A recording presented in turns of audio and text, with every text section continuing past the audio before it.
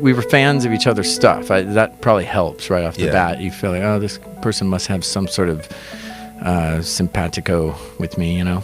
Yeah, I mean, we actually have a lot of similar influences and things like that as well. I lived in Athens, Georgia for a long time. And I was a huge fan of all that stuff, that Athens scene. So we actually did have a lot more in common musically. Yeah. Yeah, this is my first time doing a real Canadian tour, I guess. You know, we go to Toronto and Vancouver before. We've done shows there before, but never been out this way before. Yeah. Impressions? Yeah, I like it a lot, actually. Yeah? Anything stand out about it to you? It just, I don't know, it reminds me of, I lived in, you know, the suburbs in New York, so it reminds me of that in a way. With the river and stuff? Yeah. I was just going to suggest you guys do the river park thing with a little restaurant where I can have a glass of wine on the river. Yeah. So just if you guys could just take note. I know, we don't do a lot with our river here, do we? It's so pretty too, so you ought to. James and I have very different lifestyles, so it's the record winds up being kind of where those things cross over when they have, you know, what they have in common. So yeah, you know, he's got a family life, I don't, but there's still certain things still wind up affecting us both. So that's what we want to kind of putting into the record.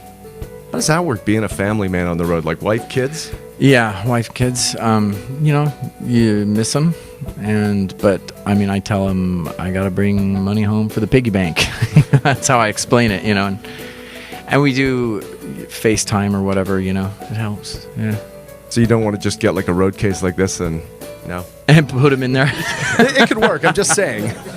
I don't think we were even gonna tour really when we first started this. This was like we both had gotten off of tour from Gnarls and from Shins, and that's right. Do this, and we were like, "This will be great. We'll do it. We don't have to do any of the stuff we don't want to do in our other bands. We'll just do this." And of course, as soon as you do it and you get some other people involved, like, "Well, you have to do this."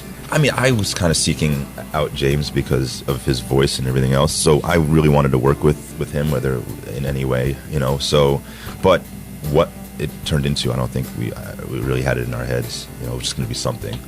I mean, I was a little bit. I was also just. I had never really worked out with anybody outside of my little sort of codependent band circle, you know.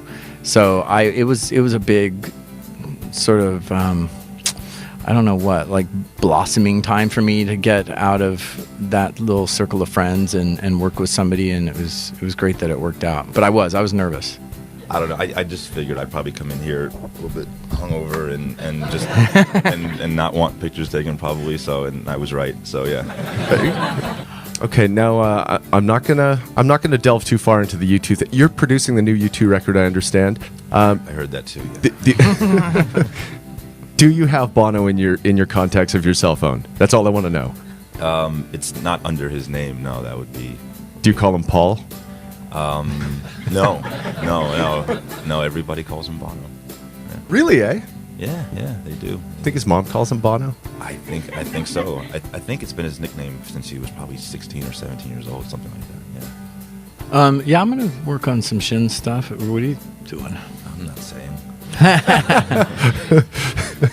No, I don't. I talk about stuff when it's done, usually. Yeah.